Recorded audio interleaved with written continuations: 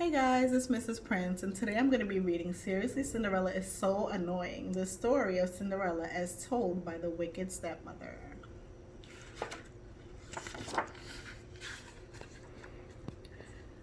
You must have heard of me, the wicked stepmother. Not true. It's just another one of Cinderella's wild stories.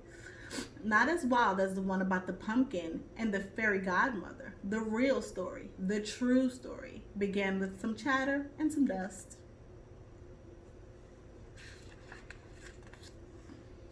All I ever wanted was a husband and a mansion.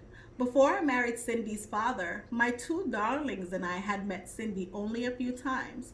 The girl had seemed normal. After I married Cindy's father, my darlings and I moved in. When I had just one foot on the front step, my dear husband kissed me goodbye and said, "I'm off on business." "He leaves often," Cindy said, "but the animals stay put. They talk, they joke, they sing, they even help out, especially the bluebirds."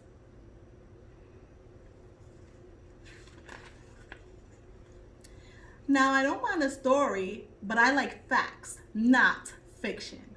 Soon the girl was talking all kinds of hokey pokey. Once upon a time, Cindy said, one of the bluebirds became blue. Not the color, the feeling.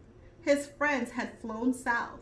My darlings and I were stuck near the front door. I just wanted to put away my bags, and that's when I saw it, dust.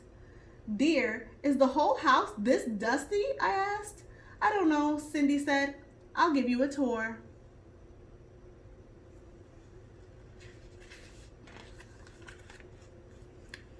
In the dining room, Cindy told stories. In the study, Cindy told stories non-stop. "Girls," I said, "time to get to work. This place needs a good cleaning." "Once upon a time when I was cleaning," Cindy started, "oh boy."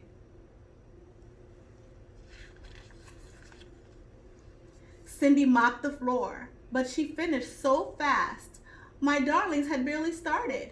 "Did you know robins and sparrows are my friends?" she said.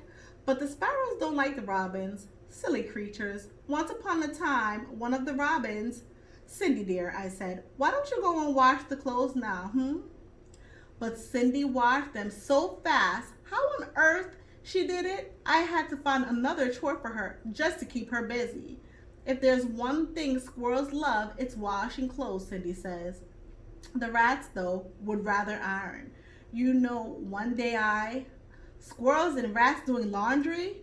Quit telling such foolish stories," I said.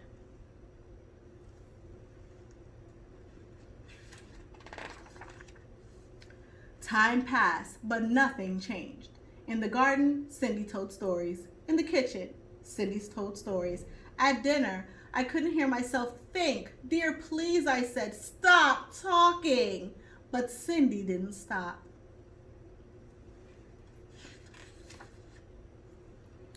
One day, a letter arrived. It was an invitation to the king's ball.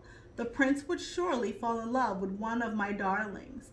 Then they would marry, live in a beautiful castle, and one day be king and queen of all the land. "Oh, stepmother, I have to go too," said Cindy. "Once upon a time, a girl and a prince." And then, just like that, Cindy lost her voice. Imagine it. It had to be from all that storytelling.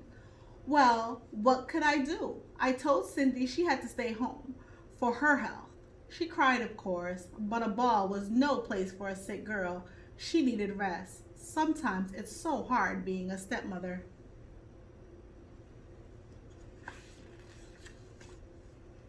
At the ball, my darlings twirled, they whirled, but then some strange girl waltzed in. Her gown was magnificent. I couldn't take my eyes off of it. I wondered how much it cost, and if my seamstress could copy it for me. The prince and the girl danced and pranced. My poor darlings were left princeless.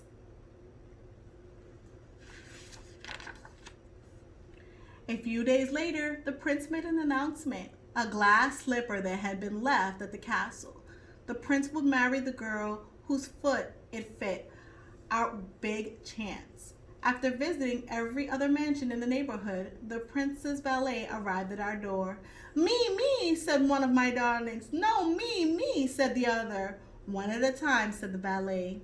Each girl tried, but the shoe didn't fit. Then Sydney pushed out a whisper. Please let me try.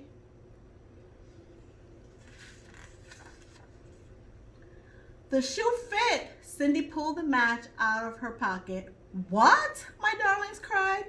Sydney pushed out another whisper. She said something about a pumpkin coach and mice that turned into horses. She even added a fairy godmother. Please, there's no such thing.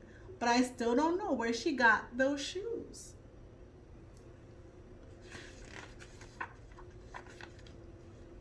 A few days later, the prince married Sydney. Poor man, he had no idea what he was getting himself into. But we lived happily ever after. Okay guys, so for today's question, I want you guys to think about what the problem was in the story and how was that problem solved. Hope you enjoyed today's story. Have a good day.